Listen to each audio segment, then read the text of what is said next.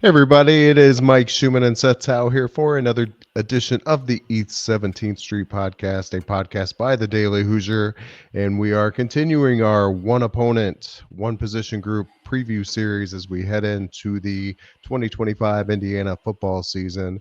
And today we are talking about the Maryland Terrapins, who Indiana will face on November 1st, towards the latter part of the season. And then we are going to look at the Indiana linebacker group led by All-American Aiden Fisher. But Seth, starting with Maryland on this episode, really interesting times, I would say, for the Terps.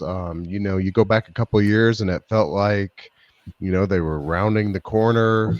Mike Loxley, clearly, I've always kind of viewed Maryland and Indiana, and this is mostly because they were in the division together, but it's like, there wasn't a lot of room for both of them to be kind of relevant, so to speak. Whoever won that game seemed like that was going to be a bowl team, and the other one was struggling a bit. And it seemed like Maryland had clearly turned a corner. They had some really good quarterback play for a few years under Tagovailoa, which contributed. But man, ever since Indiana has made this coaching change, it seems like they've kind of trended in the right direction, and it seems like Mike Loxley has some work to do this year.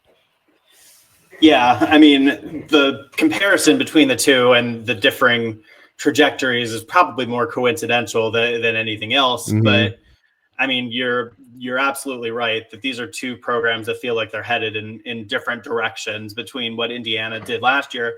And honestly, I get the sense that people around Maryland saw what Curt Cignetti came in and did, and not that they don't appreciate Mike Loxley, a guy who, cut his chops in some sense, coming up as a coach at Maryland and then, came back as the head coach. But I feel like people around Maryland saw what Cignetti did at Indiana and wondered why they couldn't do the same thing there, because like you say, there are kind of two programs at like similar, vantage points within, you have the top dogs, obviously, in the Big Ten East. And then you kind of had teams like Maryland and Indiana that were kind of sort of trying to knock on the door and knock down some barriers a little bit. And it did seem like for a bit that Maryland, for a few years, Maryland had the upper hand in that head-to-head against Indiana in terms of, Maryland was closer to kind of, hitting that breakthrough, getting some of those signature wins and having better seasons. And it's just looking rougher in College Park right now. Is there anything you can think of, like NIL or whatever the case may be, that is kind of the headline story of maybe why things were going well and seem to be going the right direction at the moment, or the wrong direction at the moment? I mean, for going well, when it was going well, the quarterback has so much to do with it. You mentioned Talia Tagovailoa, and having one of the better quarterbacks in the Big Ten really helped you out there. And I think when you have a good quarterback like that, it wasn't only Tagovailoa. I mean, they had some other good players that came through, in the Loxley era. I mean, you think that, at receiver, they had Ty Felton, who, he's moved on to the NFL now, but they that's maybe the bigger name, of that bunch, but they had a bunch of good receivers there at Maryland. Roman now at IU. I mean, it wasn't only, Loxley, I think, had proven to be a pretty good recruiter in terms of, and maybe Cignetti-esque in terms of his recruiting, and that, Maryland wasn't flying up the recruiting rankings, but they were getting pretty productive, solid football players and churning out good talent. And I mean, they've had, some NFL quality players for a few years, high draft picks for a few years. So it's nothing that, I think Loxley was a pretty good recruiter. I don't know, the full extent of the NIL situation, but clearly, I mean, you look at what happened with men's basketball with Maryland this year, and clearly not everybody in the athletic department was seeing eye to eye with some of that stuff. Right. Right. And talking about the quarterback play, it's interesting how things have trended. Like a lot of times you will see like good quarterback play leads to more good quarterback play because, recruits or transfers will say, okay, I can see myself being the next guy to step in there at Maryland. But it seems to be trending the other way. And that's kind of what got me thinking about it. NIL, you think about, last year they had Billy Edwards, who was a respectable quarterback, maybe not on the top tier of the Big Ten, but, a guy that, came in last year with some high expectations, had done some good stuff against IU the year prior. He's off to Wisconsin now, and now you got a quarterback battle of unproven guys, which really suggests that, for whatever reason, that headline position is not real attractive right now at Maryland. Yeah, for one reason or another. And look, Malik Washington, their four-star freshman, who could very well be their guy this year. I mean, he came in with, some considerable hype. He's a local kid, and in an area like that, a recruiting hotbed like the Baltimore DC area, to get a prized local recruit at quarterback don't overlook how big that is for a program like Maryland, but that may not translate to immediate success is the problem. And the bigger picture issue with that is if he can't turn that into immediate success, or, it's him and a UCLA transfer, Justin Martin, who was, overlooked, didn't really do much for UCLA, hadn't played very much. If Washington can't turn that into immediate success, I mean, with some of the pressure the coaching staff might be feeling this year with a new AD in town, I mean, he may not get another chance to turn that into, to develop and find some success at Maryland, because I think Mike Locksley may have the hottest seat of any Big Ten coach this year. Yeah, and like I said, it's kind of crazy that we've gotten to this point, which seems like so fast. But I'm looking at your write up at the Daily Hoosier of Maryland's offense, and not only is Edwards gone, you mentioned Hemby, of course, is a intriguing storyline when that game rolls around, and I feel like says something else about the situation that he not only left Maryland but came to another Big Ten program, historically viewed at best as like a peer type program, but then the receiver room is completely flipped too. So this is an offense that was middle tier last year, but is almost completely has to reinvent itself this year, at least from a personnel standpoint. The scheme will be consistent from year to year. Yeah, and the offensive line as well. I mean, Maryland had one of the worst offensive lines in the country last year, and they have two starters back from that group. But when you have an offensive line that's they had the second lowest run blocking grade and the second lowest pass blocking grade in the country by Pro Football Focus. I mean, you talk about the quarterback play, the drop off from Tagovailoa to Billy Edwards, but when you have offensive line play that's that poor, I mean, we talked about it, the last couple of weeks, how games at this level are won and lost in the trenches. When you have offensive line play that's that poor, I mean, it's just hard to succeed. Yeah, and I specifically recall the Indiana game last year was kind of probably the coming out party for Mikhail Kamara. There were plays in that game where the Maryland offensive line looked like they were literally a step slower than him, and he was creating all kinds of problems in the backfield. So, certainly going to be a challenge for Maryland. The one thing I will say about them before we talk about their defense, I was looking at their 2025 schedule. It's not particularly too terribly difficult. Like there's at least an outside chance that this game on November 1st could still have some pretty significant meaning.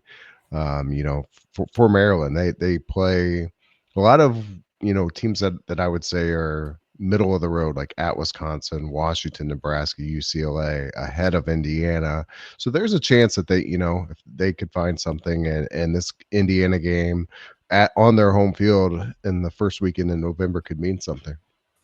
Yeah, I mean, Indiana and they played Michigan, a few weeks later towards the end of November. Those are probably Maryland's two hardest games of the season. The problem is that a lot of those middle of the pack Big Ten teams are probably looking at Maryland and circling that game as a win on their schedule. So, having a light schedule might not matter that much if your team isn't up for the challenge. Yeah, it could just amp up the noise around Locksley if they underperform against that light schedule. So what about the defense? I see they're returning 46% of their production per Bill Connolly at ESPN. They were giving up a lot of yards last season, 378 per game, which was 79th in the country. So to get just 46% of that back, I guess could be good or bad, depending on how you want to look at it. Yeah, I mean, they have a new defensive coordinator as well. So the scheme, I would imagine, is going to look different this year. They hired North Carolina's defensive line coach, Ted Monachino. I'm not going to try to double check that one. But yeah, Maryland's defense was bad last year, to put it lightly. And one of their better players, Kellen Wyatt, is also at Indiana right now.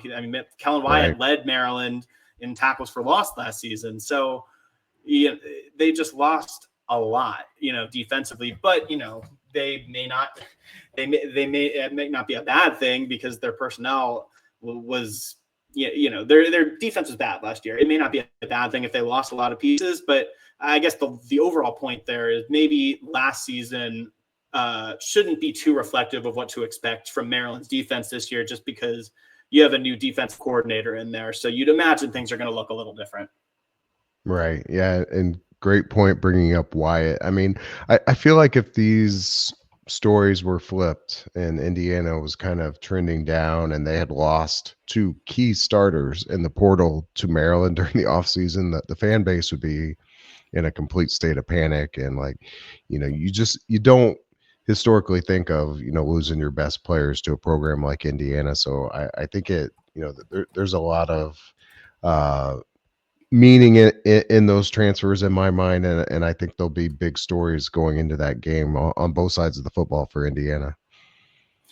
Yeah, no doubt, especially with both of them expected to play large roles on the team for Indiana. Hemby's going to be right in the midst of that running back committee, so to speak, and Kellen Wyatt, we talked about last episode when we talked about the defensive line, is kind of a perfect fit for Indiana's stud position right there. So, two of the bigger additions for Indiana out of the portal this year.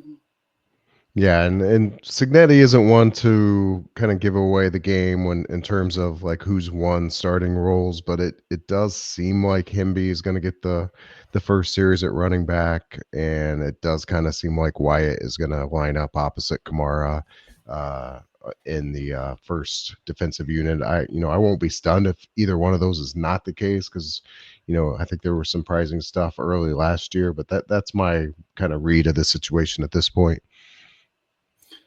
Yeah. I mean, we'll see how that plays out, but I would assume that by the time the Maryland game rolls around, those two will have pretty clearly defined roles. Yeah, no doubt. And it's dangerous to make too much of kind of one-offs, guys transferring in the conference. I mean, you look at Michigan, Donovan McCulley. I was reading about him over the weekend. He's kind of projected to be wide receiver one there. I don't know if that will plan out to be the case, because it was a little bit of the feeling around these parts at this time last year and didn't prove to be the case at all. But he's wearing uniform number one, which in Michigan lore means something for a wide receiver. It's kind of like their marquee jersey number for their top wide receiver. So this stuff happens, is my point. I don't think Indiana fans are losing sleep about losing McCulley, but it does feel a little bit different with Maryland. Those were two key players. It's a program not trending the right way. As you said, it's a coach on the hot seat. So it'll be really interesting to see where they are by November 1st. It'll be really interesting to see where they are. And honestly, depending on how things shake out for Maryland, I mean, if they get off to a poor start and they, go into that Indiana week with, if they only have a couple wins going into that Indiana game, I mean, in fact, they have a bye week. They play UCLA and then they have a bye week and then they play Indiana. It's like especially if they put up a stinker in the Rose Bowl, I mean, you kind of wonder if maybe they pull the plug on some things during that bye week and Indiana goes and sees an interim coach in some way. Yeah, I mean, you're that's a great point. Well, a lot of things happen in those bye weeks. That's a time for people to catch their breath, and when things aren't going well. I mean, and by November 1st, I remember 2 years ago. I feel like by November 1st in Bloomington, Tom Allen was pretty much. I think we all kind of knew the writing was on the wall. They had lost to Rutgers, maybe already lost to Maryland. So, yeah, there a lot of ways this thing could go by November 1st, but. The Um, timeline on but those decisions just gets moved up earlier and earlier because of the immediacy with the transfer portal opening right Yep. after the season. Indiana was able to pull up. They officially let Tom Allen go in 23, like the day after the Purdue game, and they managed to get Kurt Signetti in place really quickly. But I mean, once the season's over and it's portal season, every hour that you lose without all of your ducks in a row is a really big deal. Absolutely is. So we've created quite the doomsday scenario there for Maryland.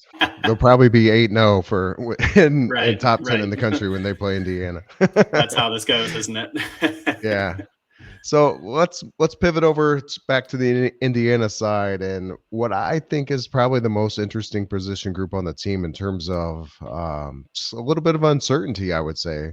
And it's a dichotomy because you have an All-American linebacker back with Aiden Fisher, and then next to him is a completely unproven guy in Elijah Hardy, is the guy we're assuming is going to start in the place of Jalen Walker. And then behind both of them, unproven guys. So this is a group that I don't feel like has a lot of depth. I don't feel like it has a lot of proof of product beyond Fisher. So I think, you know, I think it's going to be a really interesting situation. And, you can say this about every team when you're talking about an All-American. It's kind of silly to say, but if something were to happen to Fisher, that would be a scenario, I think, not just because of how good he is, but he's also the kind of the unquestioned leader of the defense. Like if something happened to him during this season, that could be a pretty serious situation for the Indiana defense.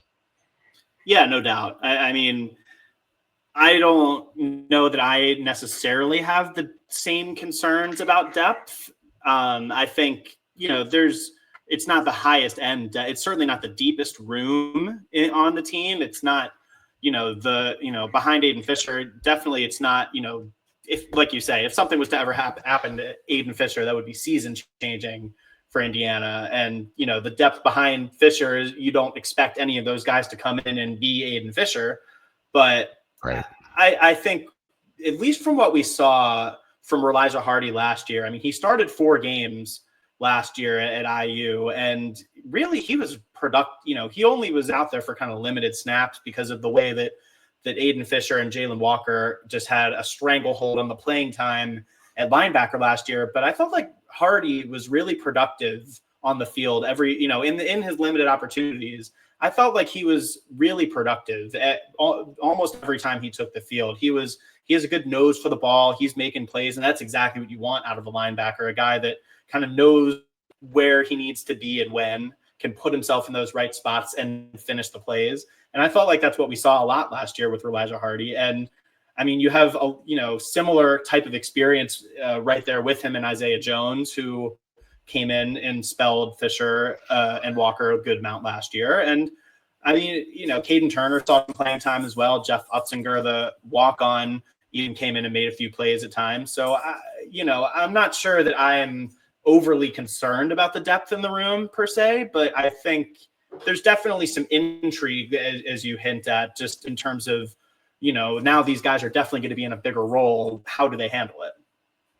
Yeah, and I think part of what has me concerned about it is just who they lost. Like, I probably, in my opinion, the most undervalued player on last year's team was Jalen Walker, in my opinion, just because his speed was just game changing. I always go back to the Northwestern game when they lost him for at least the second half, if not part of the first, and I felt like the defense clearly dropped off. They had trouble containing the quarterback in that game, and he just provided an element that I don't think you could replace last year. And having not seen Elijah Hardy enough in those kind of situations, Big Ten, um, Big Ten situations where the starters are in, the game's still in question. We saw him a little bit situationally in certain formations and things of that nature. But game in and game out, is he that kind of player? Is he that kind of game breaker? Yeah, I don't know. I think that's one of the biggest questions on the team. Yeah, I think that's a fair point. I also think they may not need him to be that sort of game breaker, game changing, get a pick six, fumble recovery, scoop and score, all that every week. I don't know that they need him to be that. I don't know that they need him to be Jalen Walker. Now, obviously, as you say, Jalen Walker was a really important part of the defense last year, and it was noticeable when he was off the field and it was Hardy or Jones out there instead. It was just, Jalen Walker's speed out on the field, getting from sideline to sideline, it's really hard to kind of make up that speed and what that can bring to a defense, and just how quickly he could close down some runners on the sideline. Like it is hard to make that up. And I think it might be best to, obviously you're not just going to forget about what happened last year, but it might not even be fair to kind of compare Hardy and Jones to Jalen Walker and what they did, because I think there's a good chance that the roles you see Elijah Hardy, Isaiah Jones, whoever is occupying that linebacker spot next to Aiden Fisher, I would imagine that Bryant Haynes isn't expecting them to make the same sort of plays that Jalen Walker did. And he's they will have adapted their scheme around the abilities of Elijah Hardy and Isaiah Jones. And those guys do bring, positive attributes to the table. So I think I'm trying to at least come into this season viewing them, I think not trying to play the comparison game too hard, because I think you might set yourself up for failure a little bit or set yourself up to be disappointed in the linebacker play. I think if you're trying to, spend the whole season comparing Hardy, Elijah Hardy, Isaiah Jones, the linebackers next to Fisher, if you spend the whole season trying to compare them to Jalen Walker, you may be setting yourself up for disappointment. But I think they're good players. Yeah, I certainly don't doubt that. And, gosh, if you would ask me this time last year about Elijah Hart, I would have said, okay, he's like fourth or fifth on the depth chart. Why are we even talking about him? So I certainly doubted him much more last year than I should have. But not to beat the horse to death here, but one thing that I did notice late spring, I think it was late April, early May, is Indiana did have a Rutgers linebacker who was in the transfer portal on campus for a visit. I believe his name is Mohamed Toure, if I'm pronouncing his name right. And he ended up going to Miami of Florida. But the point being that is following spring practice, they were still trying to get somebody else in that linebacker room. And that part of that could be like, look, there's a really good linebacker out there. We want to try to maximize this roster as much as we can. I mean, we're seeing that, a couple of years in a row in the wide receiver room. We saw it on the offensive line where they, got 6 veterans competing for 5 spots. So it's not as if to say like that was the definitive statement that they don't trust Elijah Hardy, but it does at least suggest that, gosh, we'd sure like to have more talent in the room if we could. Yeah. And some of it can be planning for the future a little bit too, because Aiden Fisher is, going to be in his last year at IU this year. And, he's such a stalwart in the middle of the defense, and obviously, you've got turnover. There'll be, new freshmen coming in and development from younger players. And, they have a couple true freshmen in the room this year, but, there can be some level of future planning in there too. If you see a guy you think could be a good fit for your defense, down the road a little bit, maybe, you can make him work and make him fit however you can this year, but then be a little more comfortable going into the future. Yeah, absolutely. Just talking about some of the other guys in the room, you've hit on some of them. I mean, the losses from last year, Walker was really the only one that played a bunch that they lost. Caden Turner's interesting because he was getting snaps. I don't know if it was second unit, but he was seeing the field under Tom Allen as a true freshman or maybe as a second year guy. and it seems to have fallen off. But obviously has some experience, and now's a redshirt junior, so he's a possibility. Isaiah Jones was quote unquote a starter in certain personnel groupings. I think it's when the opponent had two tight ends on the field, if I'm not mistaken. So he's a guy that played meaningful snaps last year, and is, as you suggested, certainly going to be in the mix. As is Jeff Utzinger, if I'm pronouncing his name correctly. Yeah, a guy that, as you said, played snaps. Really big dude. Like watching him in fall camp, like he's a guy that would be like an enforcer back there at the linebacker group. Last I knew, he was a walk on, and I think you have him listed as a walk on still. We don't get those updates anymore like we used to when walk-on guys go to scholarship guys. I don't even know if that's a thing in the Signetti era, but he would be a guy that you would suspect might go over to scholarship status if if that is a thing that they do, just because he has played meaningful football for IU. And And that then you gets got down a some, whole rabbit hole and different conversation about the new roster rules with all the yeah, NCAA rule changes and everything. So yeah, I don't profess to know, like, what complications come with flipping somebody now from a walk on to scholarship, and it's an interesting time. And the overarching point is you're limited by total players on the roster, not scholarships anymore. So it has changed. There are also two true freshmen in the room, one of which is a brother. I think it would be an interesting question. One of us need to think of at some point for Kurt Signetti. He's got three sets of brothers on this roster, with the Mendozas and the DePapes and the Kamaras. Amari Kamara is the younger brother of Mikhail Kamara.